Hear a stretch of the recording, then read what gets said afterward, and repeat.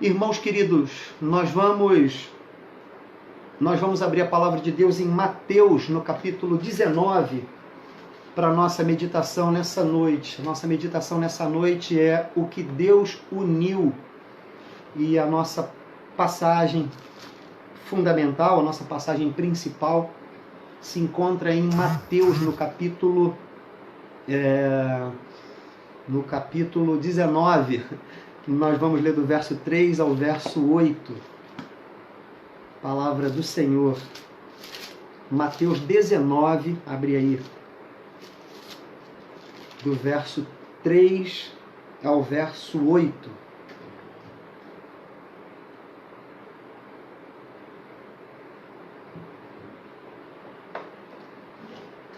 Acredito que dê para a gente fazer alguma coisa mais curta do que a gente vinha fazendo nas últimas quintas-feiras.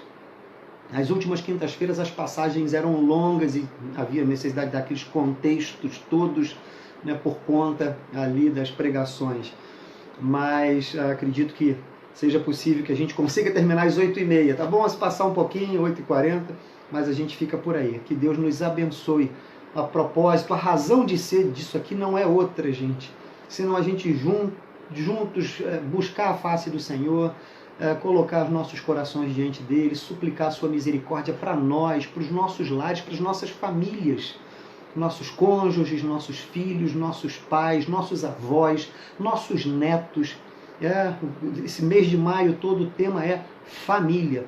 Que Deus quebrante nossos corações e que vejamos as pessoas que moram conosco como preciosas, como razão das nossas existências.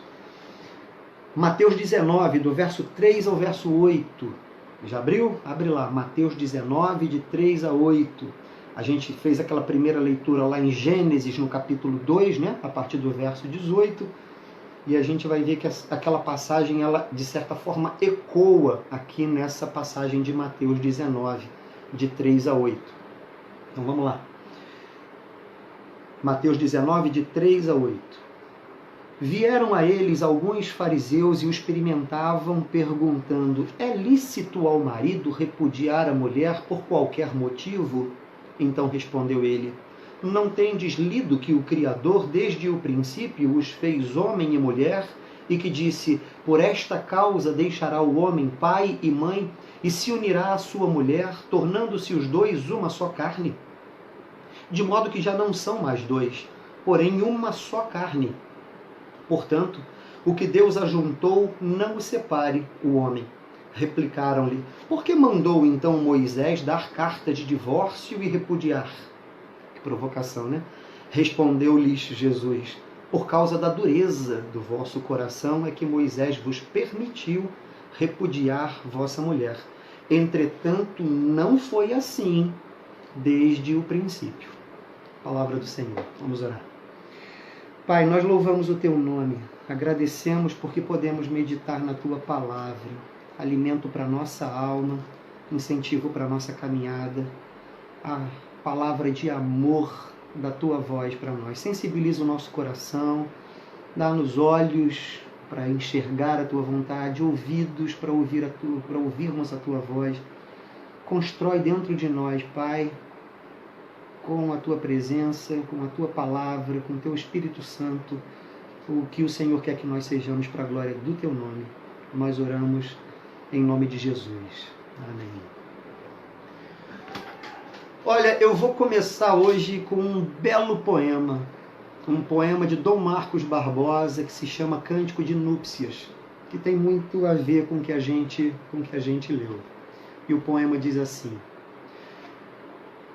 nossos caminhos são agora um só caminho, nossas almas uma só alma. Cantarão para nós os mesmos pássaros, e os mesmos anjos desdobrarão sobre nós as suas invisíveis asas. Temos agora por espelho os nossos olhos. Teu riso dirá a minha alegria e o teu pranto a minha tristeza. Se eu fechar os olhos, tu estarás presente. Se eu adormecer, serás o meu sonho, e serás ao despertar o sol que desponta. Nossos mapas serão iguais. Traçaremos os mesmos roteiros que nos conduzem às fontes escondidas e aos tesouros ocultos. Na mesma página do Evangelho, encontraremos o Cristo. Partiremos na mesa o mesmo pão. Meus amigos serão teus amigos e perdoaremos com iguais palavras aqueles que nos magoam. Nossa leitura será sob a luz da mesma lâmpada. Aqueceremos as mãos ao mesmo fogo e veremos em silêncio desabrochar no jardim a primeira rosa da primavera. Enquanto isso, nós vamos nos descobrindo nos filhos que crescem e não saberemos distinguir em cada um deles os meus gestos e os teus e os meus traços. E aí nos tornaremos parecidos. E nem a fome, nem a guerra, nem a pandemia, nem a morte poderão nos separar. Porque seremos mais do que nunca em cada filho uma só carne e um só coração. Que o homem não separe o que Deus uniu.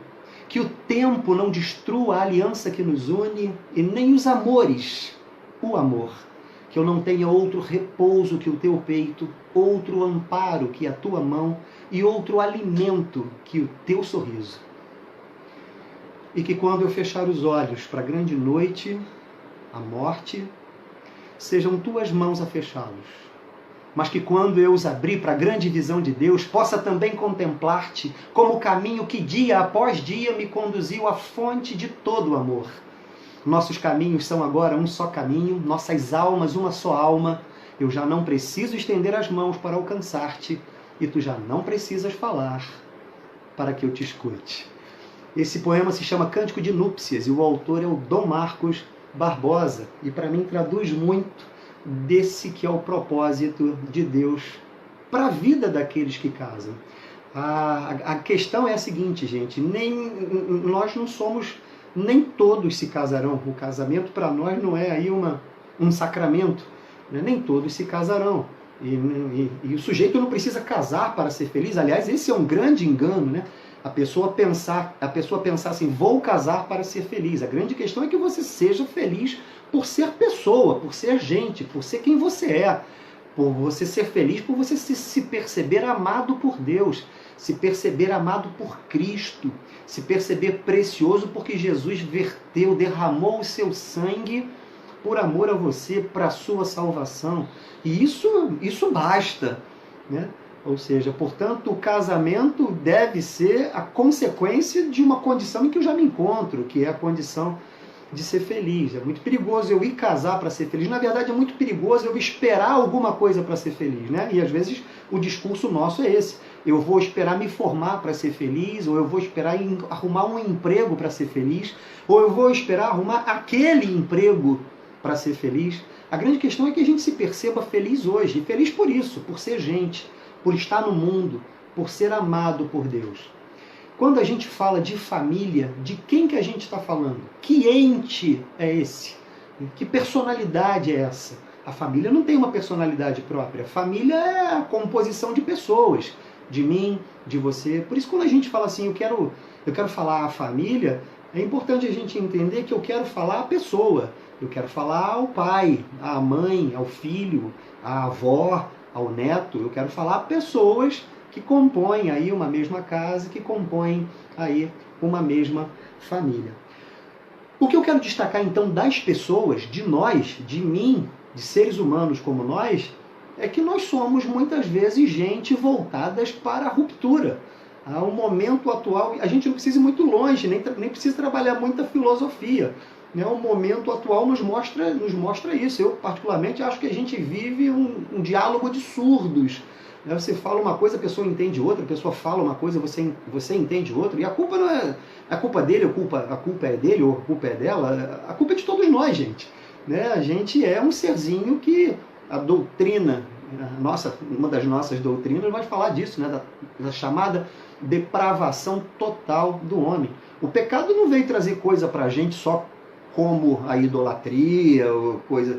O pecado estragou muita coisa dentro da gente.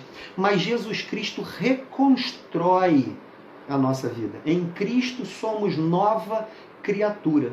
Mas então, voltando ao assunto da ruptura, se a gente for abrir lá em Gênesis, abre comigo lá em Gênesis no capítulo 3. A gente abriu esse culto lendo Gênesis 2, né? Não é bom que o homem esteja só, far-lhe-ei uma auxiliadora que lhe seja idônea. Mas em Gênesis no capítulo 3, enquanto eu estou falando, se abre, tá bom? Em Gênesis, no capítulo 3, nós conhecemos a tal queda. Em Gênesis, no capítulo 3, o homem vivencia, o ser humano criado, vivencia uma experiência que até então não tinha vivido, que é o pecado, que é a queda. E aí, por conta disso, ao vir Deus conversar com o homem, como fazia, como sempre fez, depois da queda, Gênesis no capítulo 3, o homem se esconde de Deus. E Deus pergunta: Adão, cadê você? E ele diz: Senhor, eu percebi que estava nu e me escondi. Tive medo.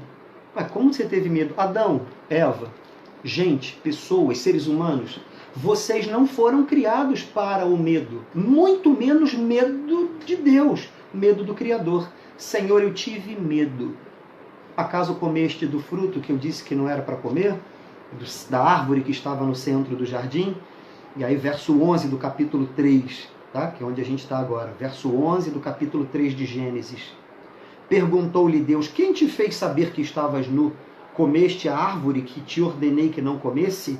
Aí o verso 12, olha a ruptura, olha o divórcio. Então disse o homem: a mulher que me deste por esposa, ela me deu da árvore e eu comi. É só para mostrar que essa postura de ruptura, essa postura de romper, de abandonar, de sair, a gente carrega com o nosso DNAzinho lá desde a queda. A gente não foi criado assim, mas contraiu esse vírus, contraiu esse mal. Jesus Cristo vem e é a cura para esse mal. A passagem que nós lemos de Mateus 19, para a gente não sair dela, a passagem que nós lemos de Mateus 19, do verso 3 ao verso 8, volta para lá comigo, por favor. Mateus 19, do verso 3 ao verso 8, essa passagem mostra Jesus conversando com alguns religiosos. E a pergunta que os religiosos fazem é essa: Senhor, como é que a gente pode... Como é que o Senhor vê as rupturas? Como é que o Senhor vê os descasamentos? Como é que o Senhor vê o abandono? Como é que o Senhor vê a não permanência? Porque a gente, em outras palavras, o que ele está dizendo é isso. O questionador está reconhecendo é isso. A gente é muito variável. A gente não é firme. Né? E por não sermos firmes, não somos em muitos aspectos, por não sermos firmes, por sermos variáveis, por sermos soprados pelo vento, por sermos influenciados pela cultura, pela mídia, pelas coisas que ouvimos, por sermos influenciados pelo colega, pela colega, por vivermos angústias dentro de nós, inquietações, contradições, instabilidades, inquietudes dentro de nós. A alma humana é inquieta. Senhor, são muitos os motivos externos, das influências externas, ou das influências internas que fazem com que nós tenhamos uma natureza de ruptura. Mas essa frase para mim do Adão, lá no verso 12 do capítulo 3 de Gênesis, é emblemática. Deus pergunta: acaso comeste do fruto que não era para comer? A mulher que tu me deste. Olha o problema social aí, né? O pecado já trazendo problema de medo psicológico, estou com medo de Deus, estou com medo das coisas. O pecado trazendo questões de sociais mesmo, questões sociais. Não me relaciono com ele, né? Não me relaciono. Foi ela, a culpa é dela, a culpa não é minha. Por isso dá para entender bem essa narrativa ou esse discurso na boca daquelas pessoas. Vamos repetir, verso 3 do capítulo 19 de Mateus. Vieram a eles alguns fariseus e o experimentavam, perguntando: é lícito ao marido repudiar a sua mulher por qualquer motivo? Claro, a lei está falando aqui numa ótica masculina, né? Podia ser o contrário, né? É lícito a mulher repudiar o marido por qualquer motivo? E olha como Jesus responde. Jesus não responde se é lícito ou se não é lícito. Percebe que Jesus sai do nível do debate da licitude. Então, a questão não é se pode, se não pode, se a lei deixa, se a lei não deixa, se é bonito, se é feio, se vai ser mal visto, se vai ser bem visto. A grande questão que Jesus trabalha é como é que é o coração humano, né? Ou seja, na boca do sujeito tem lá a proposta do repúdio. E Jesus diz assim: olha, vocês não viram, não veem? Então respondeu ele: não tendes lido que o Criador desde o princípio os fez homem e mulher, e que disse: por esta causa deixará o homem pai e mãe, se unirá à sua mulher, tornando-se os dois uma só carne. De modo que já não são mais dois, porém uma só carne. E essa é a consequência. Portanto, o que Deus ajuntou, não separe o homem. Mais uma vez, o homem no sentido do ser humano, seja o homem, seja a mulher. Que o homem não separe o que Deus uniu, que o tempo não destrua a aliança que nos une, o poema que a gente citou no início, e nem os amores, o amor, porque a gente tem muitos amores por muitas coisas, mas que os muito amores, inclusive a gente morre de amor por nós mesmos, né? Nós morremos de amor por nós. E nós temos amores por muitas coisas. Portanto, o poema lá, que acaba sendo uma oração, que nem os amores façam terminar o amor, esse amor. Essa que é a grande questão. Mas o que a gente percebe aqui? A gente percebe aqueles homens com uma palavra de ruptura, de separação, de segregação, de fim das coisas, e a gente vê Jesus com uma palavra de reconciliação, com uma palavra de incentivo à permanência. Olha, muitos trabalham essa passagem dizendo, olha a ordem de Jesus, olha o mandamento de Jesus.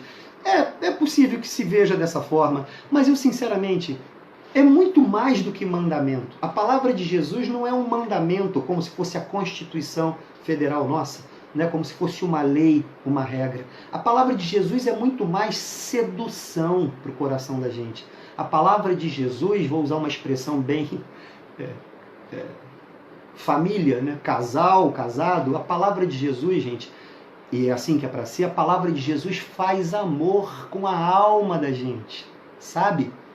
Repetindo lá o verso 97 do Salmo 119, quanto amo a tua lei, é a minha meditação todo dia. A palavra de Jesus não é um mandamento frio, tacanho, que pega robô nessa terra e coloca ele para andar no caminho de Jesus. A palavra de Jesus, ela seduz a gente. É para a gente olhar para a palavra de Jesus e dizer, é isso. Eu não tinha pensado nisso.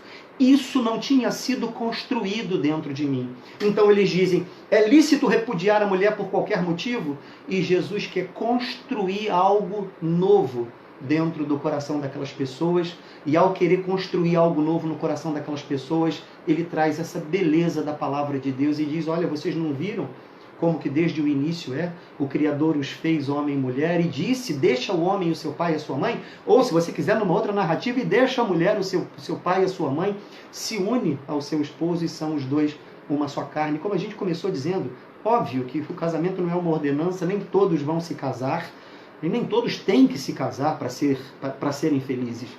Mas aqueles que se casam, portanto, então, que construam, que trabalhem nisso.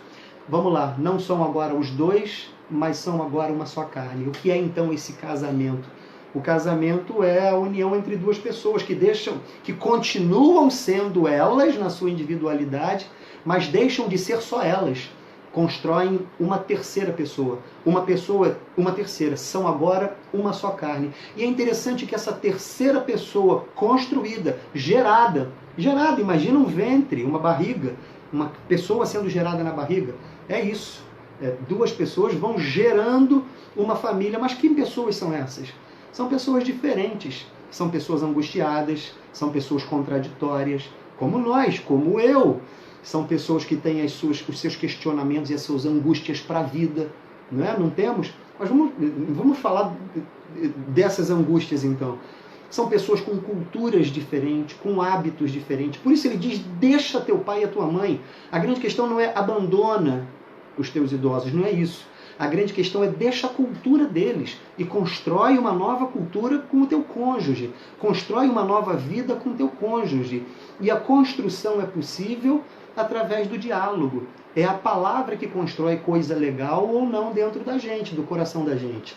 Meu filho bem pequeno, os dois, eu me lembro muito claramente do Davi, bem pequeno no meu colo, criança ali, talvez com 3 ou 4 anos, aprendendo o poder da palavra. O poder de falar e gerar impacto com aquilo que está falando. Sentado no meu colo, tomando café da manhã, alguma coisa assim, na cozinha, de uma casa que a gente morava, que era uma casa meio parecida com a da Grande Família, que o chão era amarelo e vermelho, e os azulejos eram azuis e brancos, bem casa do Linneu mesmo, né? Mas a gente amava morar naquela casa também. A gente foi muito feliz ali, graças a Deus. Como é, né? Porque a felicidade não está no espaço físico que você está, né? Mas onde você constrói. Mas aí o Davi, aprendendo o poder das palavras, ele começou a falar assim, sentado no meu colo, aí ele falava feio, aí eu fazia cara de triste. Aí ele falava bonito, aí eu fazia cara de alegre. Feio, eu fazia cara de triste. Ele bonito, eu fazia cara de... Aí a gente ficou naquela brincadeira. Não é nada, é uma brincadeira aparentemente muito infantil, mas com isso ele estava aprendendo o poder da palavra, entende? O poder de dizer alguma coisa, a Cristiane dizendo que era isso mesmo. Se lembrou aí, né? O poder de dizer alguma coisa e ver que reação tem aquela coisa.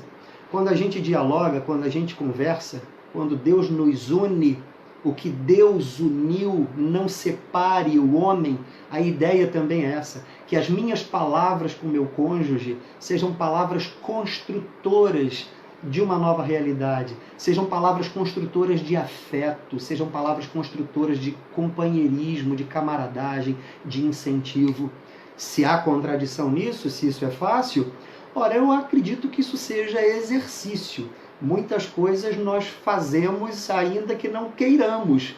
Muitas coisas não são confortáveis quando começamos a fazer e passam a ser confortáveis com o tempo. No processo, você se perceberá fazendo, entendeu? Ah, mas eu não tenho muito jeito para isso, eu não tenho muita inclinação para o amor. Ama. Ah, mas eu não tenho muita inclinação. Perdoa. Ah, mas eu não... Faz. Ah, mas isso não parece hipocrisia? Não. Hipocrisia não. Pode ser desconfortável para a natureza. Mas faça. No processo de fazer, você se perceberá fazendo e amando fazer. Do que eu estou falando? Estabelecer a paz, de trazer palavras boas, de construir coisas boas um no coração do outro. Tem um texto lindo do Rubem Alves, eu não vou me lembrar dele exatamente todo, é longo, você coloca no Google lá, depois você acha, que se chama Tênis ou Frescobol. É esse o texto, é uma crônica, né? O texto se chama Tênis ou Frescobol. E ele diz assim: o tênis e o frescobol são dois esportes que, olhando de fora e à distância, parecem muito iguais. Se parecem muito. Veja, ambos se constituem de dois jogadores, cada um com uma raquete na mão, e ambos se constituem em fazer com que a bolinha vá de lá para cá, de cá para lá, de lá para cá, de cá para lá. O tênis e o frescobol, olhados de longe, se parecem muito. Mas o tênis e o frescobol são muito diferentes para quem conhece. Em primeiro lugar, porque o tênis é um esporte em que um joga contra o outro. E no frescobol, o frescobol é um esporte em que um joga com o outro. No tênis, a graça está em que a bola caia no chão. No frescobol está em que a bola permaneça no ar. Por isso, no tênis, em que a graça está em que a bola caia no chão, a graça do tênis é dar uma cortada, é jogar de maneira violenta, é colocar a bola para o lado de lá de modo que o outro não consiga alcançar essa bola. No frescobol, não. No frescobol, a graça está em que a bola não caia no chão. No frescobol, a graça está em que quem bata de cá faça com que o outro consiga pegar do lado de lá. Ele usou essa metáfora para falar de diálogo, para falar de palavra. E então a proposta é essa, é que o seu diálogo com seu cônjuge, o que Deus uniu, é processo também. Que o seu diálogo com seu cônjuge seja um diálogo frescobol, entende? Pratique um diálogo frescobol. Veja, se por acaso no frescobol alguma bola for daqui para lá e ela for difícil e cair, os dois ficam frustrados. Não entende? Não tem essa coisa. Quem ganhou essa discussão? Quem ganhou? Olha, os dois perderam. Se teve discussão, se teve briga, os dois perderam. No frescobol, não. Se a bolinha cai do lado de lá, porque ela foi mal passada, percebe-se que foi um erro. André e Rodrigo, vocês ouviram essa palavra no seu casamento, mas isso já faz tempo, né?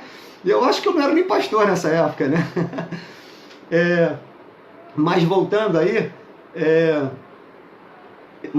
então aí, a ideia é essa, ou seja, eventualmente vamos fazer colocações mal feitas, eventualmente vamos jogar nossa bolinha para o lado de lá de maneira inadequada, imprópria, mas o outro vai entender, claro, que essa palavra mal colocada, maldita, claro que essa palavra mal dita, mal falada, mal anunciada, mal colocada, foi sem querer. Claro que eu sei que o que ele quer, claro que eu sei que o que ela quer é que a bolinha não caia. A gente, no nosso diálogo não é tênis, nosso diálogo é frescobol. A gente quer a união e não a desunião. Então aqueles homens vêm dizendo: Senhor, o que a gente pode fazer? É lícito repudiar a mulher? Se a pergunta fosse da mulher, a mesma coisa. Senhor, é lícito repudiar o marido? E Jesus está falando assim: olha, por que a linguagem da repúdia, do repudiar? Por que a linguagem da ruptura? Era isso que eu queria dizer. Por que a linguagem do romper? Por que não a linguagem do reaproximar? Ainda que a situação tenha chegado num momento, né, em que possa ser difícil. Veja, vocês não são mais dois, são agora uma só carne. É a isso que eu vejo bem a aplicação daquele poema do Carlos Drummond de Andrade, né, em que ele começa dizendo assim: amor é privilégio de maduros. A grande questão é que a gente busque a maturidade. A grande questão é que a gente vá buscar a maturidade, porque amor é privilégio. Eu concordo lá com a palavra dele. Amor é privilégio de maduros, mas o que é legal é que a gente amadureça junto, né? O que é legal é que a gente amadureça junto, seja nos momentos mais tranquilos da relação, seja nos momentos mais difíceis, seja nas angústias internas. Não negue, você tem aí contradições dentro de você, todos nós temos. É possível que em maior ou em menor grau sejamos nós assaltados por determinados pensamentos ou outros, entende? Não é absurdo, não se sinta o estranho ou a estranha se você pensar assim: eu queria, depois de 10 anos de casamento, depois de 15 anos de casamento, depois de 20 anos de casamento, eu me pergunto, se eu não tivesse casado, como teria sido a minha vida? Recomendo um filme que você assista, anota aí. O nome do filme é A Dona da História, com Antônio Fagundes e com a Marieta Severo. Anota, é um filme antigo, deve ter em Netflix, deve ter no YouTube, anota. Esse filme trata exatamente desse tema, dela se questionando: se eu não tivesse casado, eu teria sido o quê? E no final de tudo, eu não vou dar spoiler do filme. Vê lá, porque o filme é abençoador. É um filme nacional, já antigo, mas é muito bonito também e trata muito desse tema. Que tema? Esse tema que a gente carrega de nós. Então veja, Cristiane é casada com um ser humano caído, pecador, com um ser humano que tem dentro dele variações de humor, um ser humano que tem dentro dele um senso de justiça que é dele, que é falho, que é meu, né? É casado com um sujeito cujo humor varia, é casada com um sujeito que tem essa porção de coisa dentro dele, né? E aí, por outro lado, Ricardo é casado com um ser humano e não com uma anja, né? E não com um anjo. Fez 25 anos de casado aí no mês passado, a gente costuma brincar, né? Alguns amigos falam: mas Cristiane, para ser casada com Ricardo, essa mulher é uma santa, né? E a minha brincadeira é dizer: olha, ela pode ser uma santa, mas que eu sou um herói, eu sou. Quer dizer, é uma maneira de dizer o seguinte: olha, é óbvio que o esforço é dos dois, que o mérito é dos dois, mas não é um esforço, não entenda como um esforço extenuante. É óbvio que o trato é dos dois, essa talvez seja a melhor palavra. É óbvio que a inclinação para que dê certo é dos dois. O que Deus uniu, que não sejamos nós os que vamos separar. O que Deus uniu, que sejamos nós os que vamos curtir o que Deus uniu. O que Deus uniu, que sejamos nós os que vamos criar a ambiência, o ambiente, o diálogo, o companheirismo, a camaradagem, para que seja a união de Deus. A despeito de termos angústias, conflitos, contradições dentro de nós. Algumas pessoas trabalham esse tema, né, da angústia humana. Tem um poema do Fernando Pessoa que é muito interessante. Ele é longo, não vou me lembrar do poema todo, mas ele diz assim: ao volante do meu Chevrolet eu dirijo em direção a Sintra. Ele é português, né? De um dos seus heterônimos. Esse poema é de eu acho que é do Albert de Campos. E aí ele diz o seguinte, bom, enfim, o poema vai dizer o seguinte: ao volante do meu Chevrolet eu dirijo a caminho de Sintra, saio de Lisboa e vou em direção a Sintra. Mas, sinceramente, quando eu chegar em Sintra, eu vou me perguntar, o que eu estou fazendo em Sintra? Eu devia estar em Lisboa. Passo pelo caminho e vejo uma casa à minha direita. Naquela casa que está à direita, se alguém me viu passar... Não, ele diz, naquela casa que está à direita, para aquela casa que está à direita, eu olho e digo, ali é que mora gente feliz. Só porque ele não sou eu. Por outro lado, aquela pessoa que está lá e me vê passar, ela me vendo passar, provavelmente ela vai dizer, ali é que vai alguém feliz. Só porque não é ela. Nesse poema, o poeta trata aí dessas angústias que são nossas. Muitas vezes nossas insatisfações. Olha para esse momento que muitas pessoas têm dito isso, o que eu vou falar aqui não é nenhuma novidade, né? Não vou trazer nada de surpreendente, mas olha para esse momento que a gente está vivendo e como que muitas pessoas têm dito assim, que saudade de fazer aquilo que eu não gostei, que enquanto eu podia fazer eu dizia que não gostava, né? Porque agora estou preso em casa. Ou seja, a gente acaba porque se adapta com algumas situações, acaba não curtindo mais elas. Mas a grande questão é que a gente resista a isso. A grande questão é que a gente conte com a graça de Deus para resistir a isso, para reinventar, que a gente conte com a palavra de Deus. Portanto, a ideia é essa, a palavra de Deus não é só um mandamento. Tá bom, ela é também. Mas a palavra de Deus, unidos para sempre, né, João?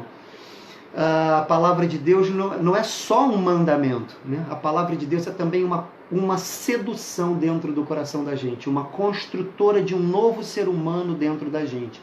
E nessa perspectiva, Jesus se encontra com as pessoas que falam, e aí, Senhor, vamos tratar de uma maneira científica, adequada, boa de lei, para podermos tratar da ruptura. E Jesus vem dizendo, vamos tratar da possibilidade de ficar, vamos tratar da possibilidade de reencontrar. A gente falou da angústia humana, da angústia pessoal, e se a gente for falar das oposições externas? E se a gente for falar daquilo que nos cerca? E se a gente for falar das influências? Porque somos influenciados, gente. Nós somos gente influenciada. Nós somos influenciados pela cultura, não tem jeito. Mais que você queira ou queira negar, ache suficiente. De alguma forma somos. Relevamos, relativizamos, a depender do momento em que vivemos, a depender do momento em que estamos. E quem sabe, somando a angústia que já temos dentro de nós, porque isso faz parte da nossa constituição depois da queda, faz parte da nossa natureza depois da queda, com o canto da sereia, com as seduções, com as oportunidades mostradas, com o coleguinha, com a coleguinha, com pessoas que já vivenciaram experiências, e falo isso com todo respeito, às pessoas que já vivenciaram experiências de ruptura, enfim, de divórcio, coisas dessa natureza, com todo respeito, pureza da minha alma. Cada pessoa sabe da sua situação, mas imagina, aí essa pessoa que já vivenciou a situação assim, vive uma nova experiência e você acaba desejando a experiência do outro, quando a tua experiência é a melhor. Gente, a nossa vida é a melhor, a sua vida é melhor do que a do William Bonner, entende? A sua vida é melhor do que a do Neymar. A sua vida é melhor do que a da celebridade. A sua vida é melhor do que a do rei e a da rainha. A sua vida é a melhor vida que tem. Me lembro de um outro poema, agora de Drummond. Drummond é um poeta mineiro também, nasceu em Itabira, né? E aí ele falando um pouquinho, o poema também é longo, não vou me lembrar, mas o que eu quero trazer de conceito é isso aqui. Ele vai dizer o seguinte, olha, eu me lembro da minha infância, eu no terreno, no sítio lá, na fazenda onde morava, meu pai campeando gado, minha mãe embalando o berço dentro de casa e eu sentado debaixo de uma árvore lendo a história de Robinson Crusoe. A longa história de Robinson Crusoe, é o que ele vai dizer. O que ele está querendo dizer? O herói está ali, né? Ou seja, provavelmente presumimos que ele está pensando o seguinte, que vontade de ser Robinson Crusoe, né? E aí então ele fala isso, olha, eu olho para as coisas que me cercam e vejo meu pai campeando gado, minha mãe embalando o berço, eu lendo a história de Robinson Crusoe e de repente eu chego à conclusão de que a minha história é mais interessante do que a de Robinson Crusoe. Entendeu? A sua vida, para você, ela é a vida interessante. A minha vida é a mais interessante que tem. É quando a gente passa a se amar, é quando a gente passa a se reconhecer. Só dá para ser somaram os dois agora viraram os dois agora uma só carne, quando eu sou meu, quando eu sou de fato eu. Isso é um processo de amadurecimento. Por isso a ideia de que amor é privilégio de maduros, lá do outro poema do Drummond. Por isso a ideia de Jesus dizer, não pensa nisso. Pensa na possibilidade de lutar, né, por algo que dê. Pensa na possibilidade de contar com a graça de Deus para isso. O que Deus uniu, não separe o homem. Se Deus uniu, não se esforça para isso. Se Deus uniu, se esforça para o contrário, para alinhar, para somar. Mais uma vez, claro, eu não estou falando de uma maneira robótica, mecânica, chata e enfadonha. Estou querendo falar, constrói um ambiente melhor. Olha para dentro de você, reconhece aí as suas angústias, as suas contradições, as suas inclinações e pede a Deus que te trate. Senhor, trata meu coração. Senhor, me dá maturidade. Senhor, me dá quietude. Senhor, me dá inteireza, que eu seja inteiro meu, para que eu possa ser com uma outra pessoa também inteira, para que nós possamos, aí sim, formar agora uma terceira pessoa. Já não são mais dois, mas são agora uma só carne. Percebe a importância do diálogo? O que Jesus está fazendo é dialogando. Eles vêm com uma narrativa, que é uma narrativa muitas vezes da sociedade. Olha como é que isso aqui é muito parecido. Enfim, é inevitável falar, haja vista. Óbvio que eu não gosto de dar publicidade ou falar de situações de vida de pessoas, mas as pessoas vêm para público e anunciam seu divórcio assim. Nós somos influenciadores digitais, muitas pessoas nos seguem e nós queremos dizer que nós estamos divorciando porque nós temos um amor tão bonito que nós queremos preservar esse amor tão bonito, por isso a gente resolve abrir. E aí você compra essa narrativa. É triste, minha amiga, querida irmã Michele está dizendo aí também, né? A Andréia também, é triste. Pois é, é óbvio que a gente vai buscar o consolo e o conforto para o que é triste. Mas não dá para a gente pôr pano quente em cima das coisas e passar a achar que as coisas são naturais. Não é essa a vontade de Deus para você, não é essa a vontade de Deus para mim. A gente não precisa casar para ser feliz, a gente é feliz sem casar, e muitas pessoas não casam, muitas pessoas não casarão, mas, exatamente, Laís, romantizam o divórcio, né? Marcos e Luzia fazem 35 anos em 13 de junho. Ô rapaz, essa mulher é uma santa, né? E tu é um herói, né? Meus queridos amigos, Marcos e Luzia, um abraço para vocês. Mas a grande questão é essa, que a gente não entre num discurso, numa narrativa, não, porque se não entrar nesse discurso vai ferir os outros, vai magoar a gente. É claro que a mágoa, que o ferimento tem que ser respeitado, a gente não vai sair por aí, mas a gente também não pode ajustar discurso para evitar, pelo contrário, eu encaro, se vivencio. Eu não estou livre de uma situação dessa. Ou tô? Não estou. Cristiane está vendo a live aí, daqui a pouco ela comenta alguma coisa aqui. Eu sei que eu não estou livre, por ela e por mim, e pela vida. A questão não é essa, né? A questão é que se isso acontecer, que eu lamba minhas feridas, mas encare. É triste, seja por mim ou seja por ela, que é triste que eu vá dar a volta por cima, que eu vá reconstruir, ok, que eu não vá ficar arruinado, é verdade, não preciso ficar arruinado, mas que não é para ser assim, não é, e não tem problema também, né, de se tiver que acontecer, né, comigo ou com outras pessoas. Enfim, que a gente encare isso como sendo uma bênção de Deus. E o diálogo de Jesus então é esse? Não. É o contrário, eu quero construir dentro do coração de vocês, é como se Jesus estivesse dizendo, eu quero construir dentro do coração de vocês uma nova consciência, eu quero construir dentro do coração de vocês uma nova mentalidade. Enquanto vocês vêm para mim e me perguntam, Senhor, é lícito repudiar a mulher? Ou, na linguagem da mulher, Senhor, é lícito repudiar o marido? E Jesus diz, por que repúdio? Não foi assim desde o início. E eles insistem com isso. Olha, percebe, no verso 7 do capítulo 19 que lemos, replicaram-lhe: por que então mandou Moisés dar carta de divórcio e repudiar? Moisés não mandou dar carta de divórcio e repudiar. O que eles estão fazendo é uma referência a uma passagem que se encontra em Deuteronômio, no livro do Deuteronômio, no capítulo 24, ali do verso 1 ao verso 4. Moisés não está falando da carta de divórcio. Moisés está abrindo uma possibilidade dentro de uma exceção para que eles pudessem não se sentir presos, né? Mas Moisés não está orientando a fazer. Por isso é que Jesus vai responder. Mas então a pergunta é essa: por que então mandou Moisés dar carta de divórcio e repudiar? Como se Moisés tivesse mandado fazer isso. Jesus abre lá uma exceção em determinadas situações. Aí o verso 8, então, Jesus... Porque assim, gente, não vamos ser meninos, né?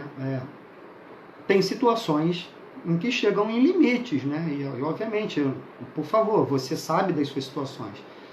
Imagina situações de ameaça de morte, imagina situações de indignidades reiteradas. Por favor, claro que eu não estou falando de situações extremas. Primeiro que eu estou falando que é para a gente não deixar cair em situação extrema.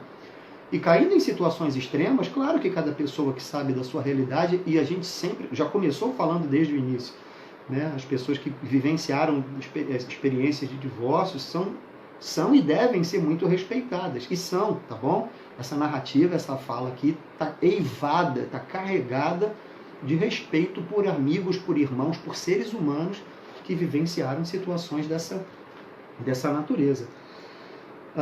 Bom, mas então eles voltam e dizem: por que então mandou Moisés dar carta de divórcio e repudiar? Aí a resposta de Jesus foi: por causa da dureza do coração de vocês. É que Moisés vos permitiu. O verbo que Jesus usa não é mandou dar carta de divórcio. O verbo que Jesus usa é: Moisés vos permitiu repudiar. E aí ele fala: entretanto, não foi assim desde um princípio. Entretanto, não era para ser assim. Entretanto, não é para ser assim.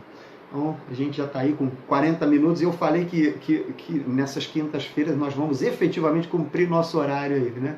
De fazer uma breve reflexão entre 30 e 40 minutos no máximo. Mas a grande questão que a gente entenda é isso, né? Que a gente amadureça no amor, que a gente olhe para o cônjuge como um presente de Deus, uma bênção de Deus. Faz esse exercício, olha para sua esposa como um presente de Deus. Olha para o seu esposo como um presente de Deus. Olha para a sua realidade. Olha para o seu filho. Olha para o seu pai. Pessoas, às vezes, as famílias... É verdade que hoje não tem um padrão. As famílias são diversas. Tem famílias que o pai faleceu, ou que a mãe faleceu, ou que o pai foi embora, ou que a mãe foi embora, ou que o avô tem Alzheimer, ou que a avó tem Alzheimer, e que moram dentro da mesma casa. É verdade. A grande questão é que a gente saiba se adaptar. E tudo isso que foi dito aqui, tendo como exemplo marido e mulher, extrapola isso, né? Ou seja, constrói esse diálogo positivo, essa possibilidade com a bênção de Deus, para com a relação sua com seu pai, com a sua mãe, para eventualmente pessoas que por questão de necessidade acabam morando juntas. Constrói isso com seu filho. A gente vai ter na próxima quinta-feira, o nosso tema vai ser amor e sexo. Vai ter com base lá na primeira epístola aos Coríntios. Na terceira quinta-feira, dia 21, o nosso tema vai ser filhos e finanças, né? E na última quinta-feira, dia 28, o nosso tema vai ser devoção em família. Então a gente vai tratar de um pouquinho de cada coisa aí. Eu queria pedir que você ficasse à vontade aí para tecer seus comentários, para, se quiser me procurar aí pelo Zap, pelo Messenger, se quiser escrever alguma coisa para a gente trocar ideia. A regra vocês já conhecem, né? Ou seja, pode concordar, pode discordar, pode acrescentar, pode escrever passagem da palavra de Deus, que pode colocar link. Eu vi que a Ana andou colocando os links, depois eu vou ver o que é a Ana, não consegui ver o que é, mas eu vi que você colocou uns links aí. Ana Dumeli, né, colocou uns links aí, depois eu vou ver o que é. A gente acaba interagindo às vezes, né, Ana, depois que a live acaba, né, às vezes no dia seguinte. Mas enfim, a gente vai interagindo aqui. O grande propósito é que a gente possa olhar para a nossa família, né? E aí mais uma vez, a gente falou hoje fundamentalmente entre marido e mulher, mas extrapola, olha para um outro lado. Se a sua realidade não é essa, né? Se de repente por acaso você não é casado, se por acaso você é divorciado ou divorciada, olha para aqueles que moram para dentro da sua casa e construa com eles um ambiente legal, um pedacinho do céu. Construa com eles um diálogo frescobol, conforme a gente usou a metáfora aí do tênis e do frescobol. Construa com eles uma relação de maturidade. Amor é privilégio de gente madura. O restante é empolgação, o restante é tesão, o restante é variação, né? Quando a gente é bem resolvido. E como que a gente é bem resolvido dentro de nós, gente? Óbvio, procurem aí, se acharem necessário, o auxílio de profissionais que entendem dos temas do comportamento humano. Mas como que a gente é resolvido dentro de nós? Quando a gente se encontra com Cristo, quando a gente se encontra em Cristo. É Jesus que continua apelando, ecoando aos nossos corações. Venham a mim, todos os que estão cansados e sobrecarregados, que eu vos aliviarei. Tomem sobre vocês a minha direção. Aprendam de mim, que sou manso e humilde de coração, e encontrarão descanso para a vossa alma. Ele não está falando só da eternidade. Ele está falando dessa inquietação da alma no tempo presente. Encontremos em Cristo descanso na alma para podermos ser gente, pessoas que sabem se relacionar, para podermos ter a quietude e a paz que vem dele, a tal paz que excede todo entendimento, mencionada lá na Epístola aos Filipenses, no capítulo 4, a tal paz a que ele se refere em João, no capítulo 14, no verso 27, deixo-vos a paz, a minha paz vos dou. Gente, o que Deus uniu, não separe o homem.